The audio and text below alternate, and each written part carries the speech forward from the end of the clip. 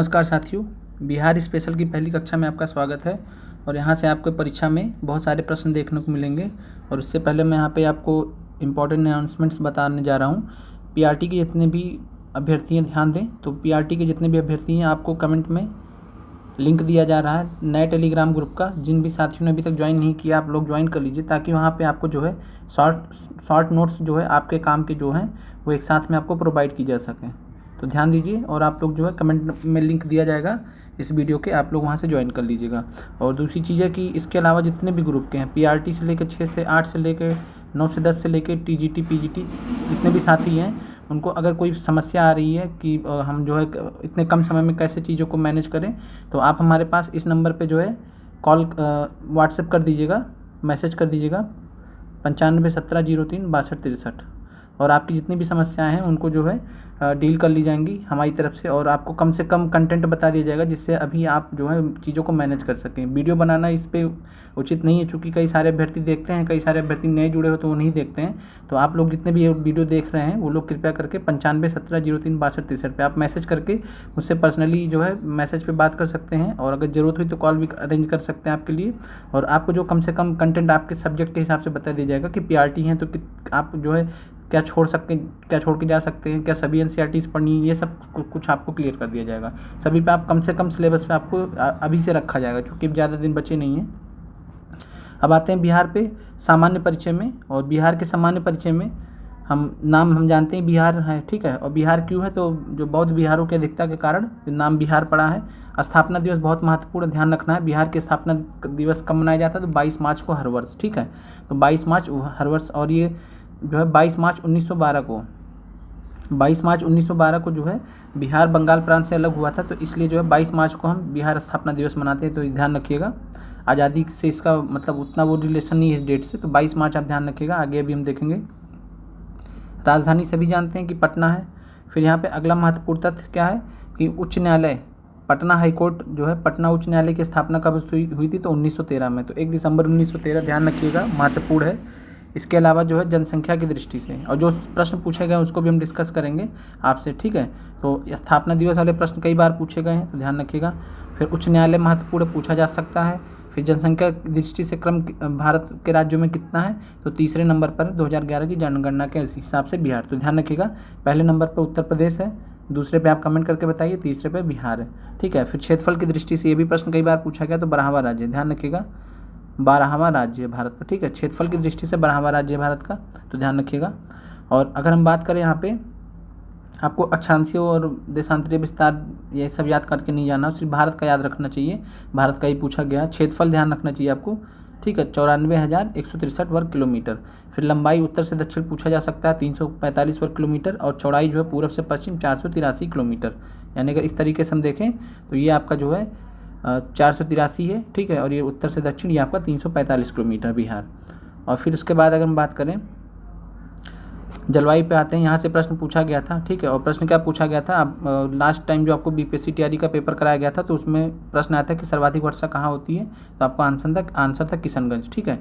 तो ध्यान रखिएगा, जलवायु मानसूनी है, और ये अरब बंगाल की खाड़ी का जो शाखा है पश्चिमी साउथ वेस्ट मानसून का, ठीक है, दक्षिण पश्चिम मानसून का, तो वहाँ से जो है बारिश मिलती है बिहार को, तो ध्यान रखिएगा। और यहाँ आपको ये ध्यान रखना कि सर्वाधिक वर्षा पूछा गया था किशनगंज में, दोबारा पूछ सकता है, तो याद रखिएगा। और न्यूनतम वर्षा भी आपको याद रखना, अरवल में होता है न्यूनतम वर्षा, ठीक है। तो सर्वाधिक वर्षा किशनगंज और न्यूनतम वर्षा अरवल में होता है। और उसके बाद जो भारत के कुल क्षेत्रफल का जो है 2.86% है बिहार, तो ध्यान रखिएगा, ये प्रश्न पूछा गया है बीपीएससी टीआरई में, ठीक है। तो भारत के कुल क्षेत्रफल का कितना हिस्सा बिहार, 2.86, ये आप ध्यान रखिएगा। और उसके बाद फिर जो है बात करते हैं राजकीय प्रतीकों की, बहुत ही महत्वपूर्ण है। राजकीय प्रतीक में आपको ध्यान रखना है कि जो राजकीय वृक्ष है वो पीपल है, राजकीय पुष्प गेंदा है, और राजकीय पशु बैल है, राजकीय पक्षी गौरैया है। तो आपसे पीपल पूछा जा सकता है, राजकीय वृक्ष पूछा जा सकता है, राजकीय पक्षी पूछा जा सकता है गौरैया, ठीक है। और राजकीय भाषा हिंदी है, और दूसरी भाषा राजकीय भाषा उर्दू है, ठीक है। और राजकीय मछली आपसे पूछा जा सकता है मांगुर, और राजकीय चिन्ह बोधि वृक्ष, ये इंपॉर्टेंट है, 4 आप ध्यान रखिएगा यहाँ पे। तो पहला आपका हो गया राजकीय वृक्ष, ठीक है।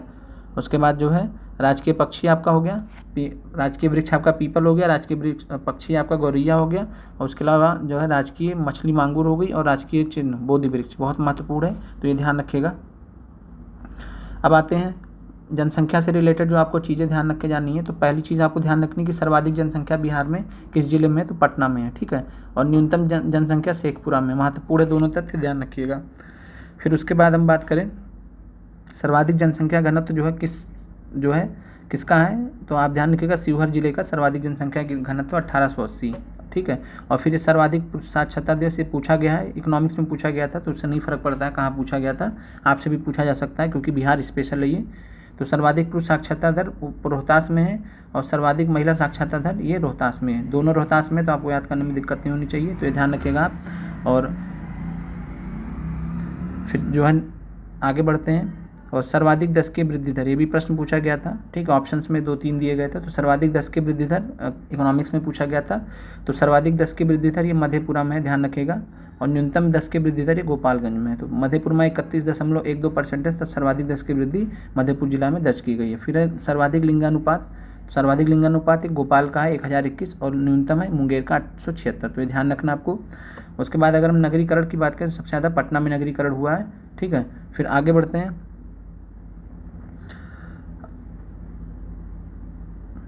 और यहाँ पे देखें कुल जनसंख्या जो है, जनसंख्या के हिसाब से देखें, हमने क्षेत्रफल के हिसाब से देखा था, तो भारत के क्षेत्रफल के हिसाब से आपने यहाँ पे देखा था कि भारत के कुल क्षेत्रफल का जो 2.86% है बिहार। लेकिन अगर हम बात करें जनसंख्या का कितना प्रतिशत है, ठीक है, तो जनसंख्या के प्रतिशत की अगर हम बात करें यहाँ पे, तो जनसंख्या भारत के कुल जनसंख्या का 8.6% है, ठीक है, 8.6% है, और ये प्रश्न पूछा गया, तो आप ध्यान रखिएगा।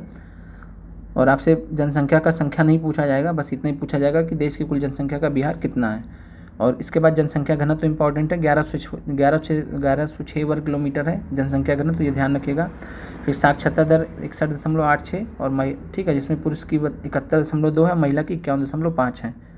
फिर आगे बढ़े तो 10 की वृद्धि दर भी पूछ सकता है, तो 10 की वृद्धि दर याद रखिएगा। लिंगानुपात 918, ये भी ध्यान रखिएगा। आगे बढ़ते हैं, और यहाँ पे अगर हम बात करें तो कुल जिले जो हैं आप जानते भी हैं 38 जिले हैं बिहार में, और सबसे बड़ा जिला ये पूछ सकता है, तो पश्चिमी चंपारण, क्षेत्रफल के अनुसार पश्चिम चंपारण सबसे बड़ा जिला है बिहार का, और पटना जनसंख्या के अनुसार, ठीक है, तो पटना जनसंख्या के अनुसार बिहार का सबसे बड़ा जिला है, और पश्चिमी चंपारण क्षेत्रफल के अनुसार से सबसे बड़ा जिला है बिहार का। आगे बढ़ते हैं, सबसे छोटा जिला जो है क्षेत्रफल के हिसाब से शिवहर है, और शेखपुरा जो है जनसंख्या के अनुसार सबसे छोटा जिला है। और यहाँ पे अगर हम बात करें सीमाएं जो हैं, तो सीमाओं में आपको ध्यान रखना है कि पश्चिम बंगाल बस सबसे पहले, ठीक है, चूँकि 3 ही जो ज़िले हैं बिहार के वो सीमा बनाते हैं बंगाल से, तो पहला है, ठीक है, तो आप ध्यान रखिएगा किशनगंज, पूर्णिया और कटिहार, ठीक है, 3 नाम ध्यान रखिएगा, कटिहार पूर्णिया किशनगंज, या किशनगंज पूर्णिया कटिहार, ये 3 सीमावर्ती ज़िले हैं, पश्चिम बंगाल के साथ सीमा लगाते हैं, ठीक है। इसके अलावा आपसे पूछा जा सकता है कि नेपाल से जो है कौन से सीमावर्ती राज्य लगे हुए हैं, तो नेपाल से सीतामढ़ी लगा हुआ, मधुबनी है, सुपौल है, अररिया है, किशनगंज है, पूर्वी चंपारण और पश्चिमी चंपारण। तो पूर्वी पश्चिमी चंपारण साथ में है, तो आप पूर्वी पश्चिमी चंपारण एक साथ में याद रख सकते हैं, ठीक है। उसके बाद किशनगंज हो गया, अररिया, सुपौल, मधुबनी, सीतामढ़ी, तो 7 सीमावर्ती जिले जो नेपाल से सीमा बनाते हैं। फिर आगे बढ़ते हैं, सबसे बड़ी नदी की बात करें जो बिहार में बहती है, तो वो गंगा नदी है, और गंगा नदी आपको जो है याद करना है कि कौन से जो बिहार के प्रमुख शहर हैं वो गंगा नदी पर स्थित हैं। और अगर सबसे बड़ी सिंचाई योजना की हम बात करें, सबसे बड़ी सिंचाई परियोजना की बात करें तो गंडक परियोजना है, तो आपको ध्यान रखना है। और कुल सिंचाई में भाग है, तो ये सब आपसे नहीं पूछा जाएगा, तो बस इतना ही ध्यान रखना है सबसे बड़ी सिंचाई परियोजना कौन सी है। उसके बाद लोकसभा की बात करें तो लोकसभा में 40 सीटें हैं कुल,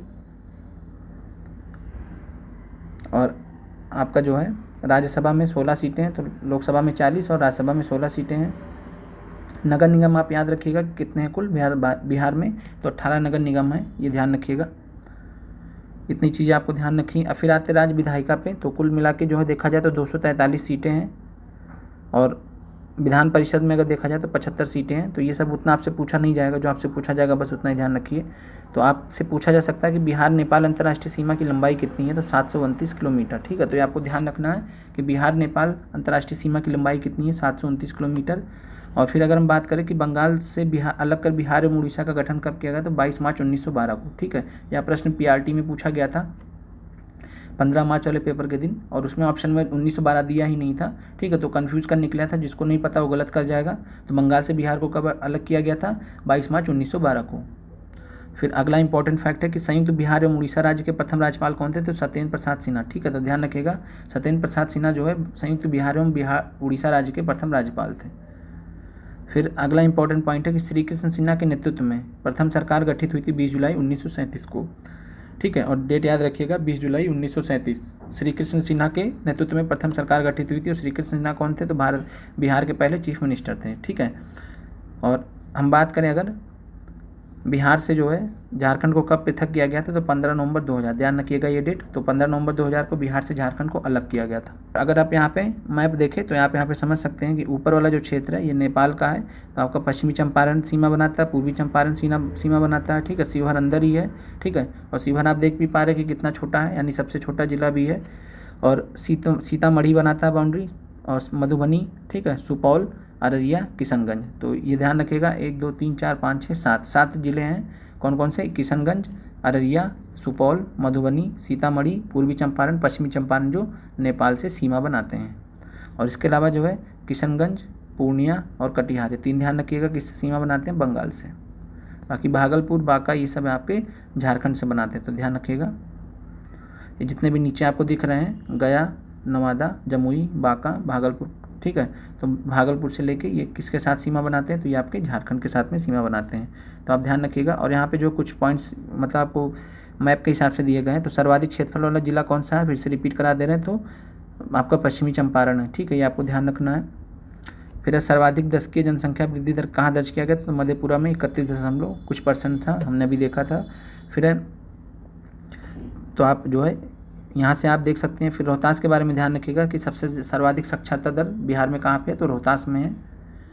और इसके अलावा जो है आपको आगे जो है अगली क्लास में आपको मॉडर्न हिस्ट्री से रिलेटेड जो भी घटनाएं हुई हैं वो आपको कराई जाएंगी। तो जिन भी साथियों ने अभी तक चैनल को ज्वाइन नहीं किया वो ज्वाइन कर लें, और यहाँ से आपको जो है बहुत ही कम समय में आपको बहुत अच्छी तैयारी कराई जाएगी। ऑलरेडी हमने 2000 PIQs की जो श्रृंखला है उसको बहुत अच्छे से संचालित किया जा रहा है। कई सारे साथियों ने इसको देखा, उससे फ़ायदा भी लिया है। तो आपने भी अगर नहीं देखा हो तो आप चैनल प्लेलिस्ट में जाके चेक कर सकते हैं, BPSC TRE 2000 PIQ। और मैं फिर से यहाँ पे रिपीट कर रहा हूँ, जिन भी साथियों को कोई भी समस्या आ रही है, आप फ्री होकर आप इस नंबर पे मैसेज कर सकते हैं। आपसे कॉल भी किया जाएगा अगर ज़रूरत पड़ी तो। 95 17 03 62 63, आप इस नंबर पे मैसेज करिए। आपको जो पूरी तरीके से गाइड किया जाएगा कि अभी कम से कम समय में आप कम से कम कितना पढ़ लें जिससे आपका काम हो जाए, ठीक है। तो मिलते हैं अगले वीडियो में, और उसमें अब जो हम आपसे करंट अफेयर्स के बारे में डिस्कस करेंगे। तो करंट अफेयर्स की क्लासेस बहुत महत्वपूर्ण होने वाली हैं आपके लिए। 2 क्लासेस अभी तक आपके बैकग्राउंड के लिए हुई हैं, तो अभी तक जिन भी साथियों ने उन क्लासेस को नहीं देखा वो ज़रूर देखें। और आज रात में जो है तीसरी क्लास आपकी करंट अफेयर्स की आएगी। तो मिलते हैं अगले वीडियो में। आप लोग का देखने के लिए धन्यवाद।